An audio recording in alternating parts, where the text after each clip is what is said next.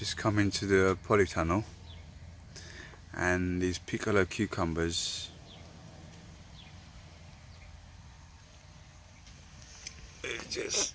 they're everywhere. At F1, unfortunately, there's no cucumbers that I can see, but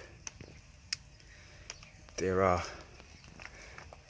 If you want loads of cucumbers, trust me, piccolo's the one to go for, and put them in the greenhouse. If I'm honest, I think you can put them in from March, because it's so warm in the greenhouse. You are literally you're going to be spoiled for cucumbers. There's no point of growing them outside, because they're just the weather's too unpredictable.